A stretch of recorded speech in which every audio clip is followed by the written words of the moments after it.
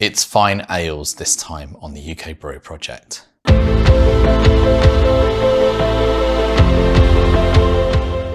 Fyne Ales sits on the Argyllshire estate in Glenfyne in Argyll.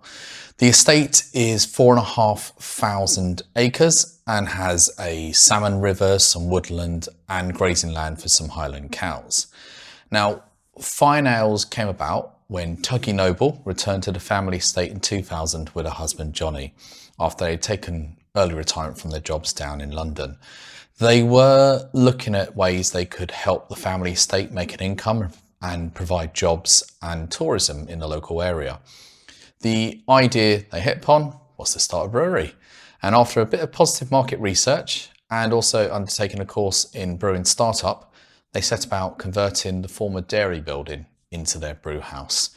A 10-barrel kit, so 1,600 litres, was installed in 2001, and a head brewer was appointed, Kenny McKay, to help sort of craft the recipes for the beers they were going to make. The first beer to roll off the line was Highlander in December 2001, and I'm just looking to see, I think I've put it on this side. And as is standard, what I do is I always like to open the first beer that they've produced. So here we go for Highlander. Now this is a Scotch or Scottish ale. Let's get it out into the glass and see what we're looking at.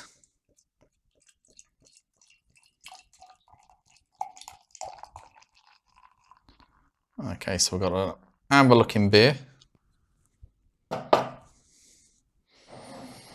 Quite a bit of malt on the nose. It probably is going to be more malt forward, actually, this beer. Apologies, the glass isn't particularly clean. I actually had some water rinsed out of it and it's left some marks. But it won't cause any issues for the tasting of the beer. So I'm just going to get in and taste this.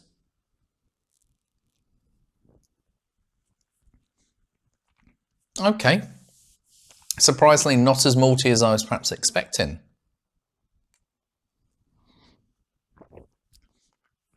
It's it's malty, but it's actually got a nice hop balance on it as well. There is a bit of a tinny nose to it, considering it's come from a bottle, metallic smell, but it's a solid beer. Just that smells a bit potentially off-putting on that. Right, so this beer itself was actually brewed on St. Andrew's Day, so the 30th of November 2001. And this was actually their only beer for the first year of the brewery's life. All the bottling was done manually, but as demand for the beer was growing, in 2002 actually installed a bottling line. Now, Tuggy was delivering the bottles and the casks herself to the pubs and shops that were ordering them. The brewery advertises itself as a farm brewery, and they do have animals on the farm, which the spent grain from the brewing process goes to feed. In 2003, they actually launched additional beers into their portfolio. So there was Piper's Gold, Maverick and Summer Lad. Now, in 2006, Will Wood took over as head brewer, and he had previously been brewing at Oban, which will be important for the later part in the story. 2007 brought more awards, with Maverick and Piper's Gold winning silver and bronze respectively at the Champion Beer of Scotland. Piper's Gold also went on to win bronze in CAMRA's Champion Beer of Britain in the bitter category. Now, as always, awards like these increase demand for the beers, and the brewery was now doing 5 brews a week to keep up with the supply.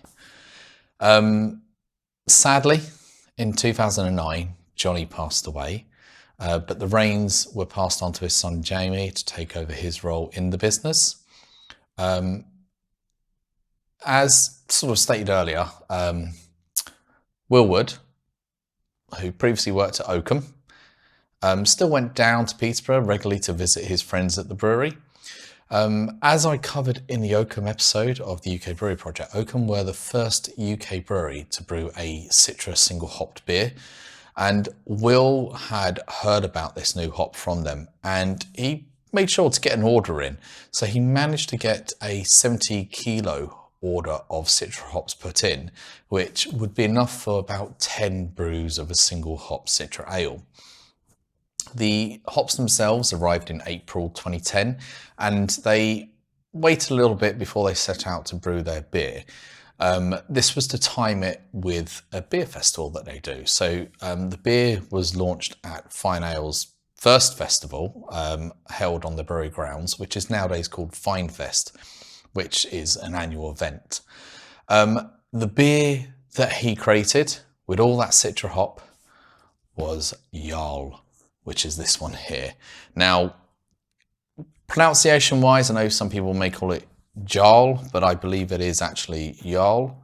And I will get this cracked open and into a glass. Now, I have had this before on cask, but I'm not going to let that sway any of my thoughts about the beer. Let's get it into this glass. You can see it's such a light straw colour to this beer.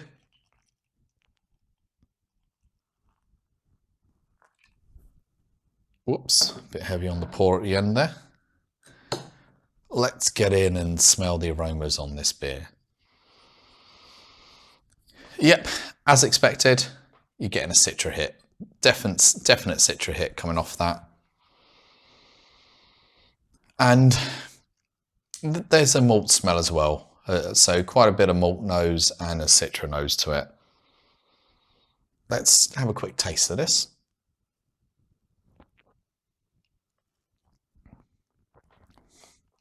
That is so sessionable. I mean, I love Citra. That's the bad part for me. I absolutely love citrus and Citra beers, and that is done beautifully. Now, what's funny to say about this is they actually can lay claim to being the second single hop Citra beer brewed in the UK after Oban. And this is still going strong for them today. This beer certainly put them on the map, and the awards came flowing in with this as well. And I think it peaked with them winning the Champion Beer of Scotland in 2013, and they also came third in the Champion Beer of Britain.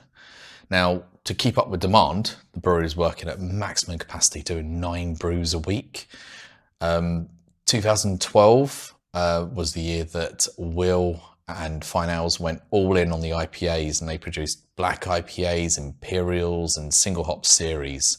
And they were doubling down on what was a big win for them, but they didn't want to stay stagnant. They wanted to, improve on what they were doing. Though 2012 was Will's last year with Fyne Ales, and he was actually replaced by Malcolm Downey, who had been helping out at the brewery since 2005. So he had been assistant brewer, and he worked his way up to head brewer. In 2012, a former grain store was converted into the brewery's tap and store, and the team also set about building a new brewery to keep up with the demand. Now, Malcolm was definitely involved in the input into the whole new build of this brewery. How they done it was an old sheep shed was to be the location for the brewery, and a brand new 40 barrel plant, so that's 6,500 litres, was installed, and that was increasing their capacity fourfold. And it was giving them a potential peak output of 100,000 pints a week if they were to utilise it, much like they were utilising the current one.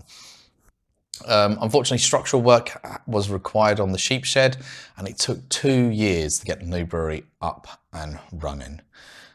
Quick sip of beer again.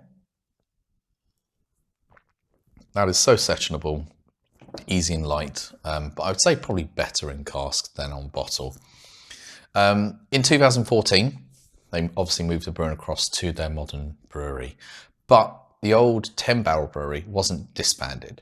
They originally used it for some collaboration brews and testing new smaller batches, before eventually in 2017 they used it for what they're calling Fyne Ales Origin Brewing Project, which involves trying different techniques such as mixed cultures, spontaneous fermentations, and even wood barrels as well for the beers after.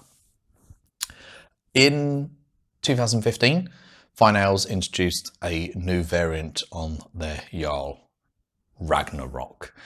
Now, I haven't had Ragnarok, and I'm definitely going to go in and open this. So this is, originally I think it was supposed to be a double version of this. Let's glasses down here. Let's get this opened and out. I just realised I do have a glass that has nucleation on the bottom, so I'm being careful to pour, otherwise I will get too much of a head on there. That will do. So there we go, this is their Ragnarok. You can see colour-wise, this is a light straw and very pale. This actually is looking hazy and darker in colour. Now I'm expecting a lot more Citra at this stage. It's a higher ABV, but I'm also expecting, I'll say, more hops to be in there. This isn't the original recipe. They launched that in 2015 and it was 7.4%, but in 2019, they reduced the ABV down to 6.8, which it currently is on this one here.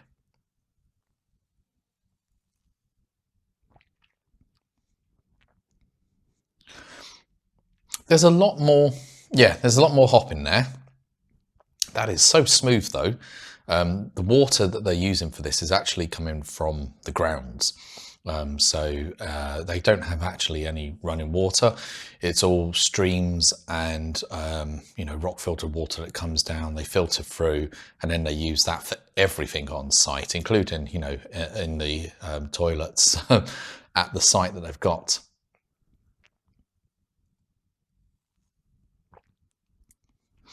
I would say that, strangely enough, I prefer the original. I do prefer the original much more than this one. It's a higher ABV and there is more hop to it, but this is very sessionable and very easy to drink, whereas this one, it's easy to drink still, but for that higher ABV, I would also be sort of expecting a bit more of a hop kick to it, which unfortunately doesn't seem to have fully. Where are we? So in 2016, a BBC series followed the fortunes of Tuggy and Fyne Ales over the course of a year in a series called Lady Lards. I haven't seen that. I've looked. It's not available on iPlayer. I can't see anywhere on YouTube. I'd be interested to see that because it was following ladies that owned estates and they'd turned it into businesses, or how they're thriving in the modern world. And obviously, they're brewing beer on there, but they're also doing cattle and salmon farming, salmon fishing in the rivers as well. And I think they've got red deers as well, they've reintroduced. But yeah, it looks like it was an interesting series, but only read a synopsis on it. Intervening years, there's not too much really. So prior to COVID, by 2020, 65% of their output was in cask ale, and their largest markets for export actually were the USA and Italy. And I read something they were saying about Italy, they were surprised because it's cask beer and they seem to actually loved cask beer, which is not something you normally find when you're outside the UK really. The brewery was employing at that stage about 20 people, and most of them from the local area. As in all UK brewery projects, it goes without saying that COVID and the closing of pubs in Scotland impacted Fyne Ales.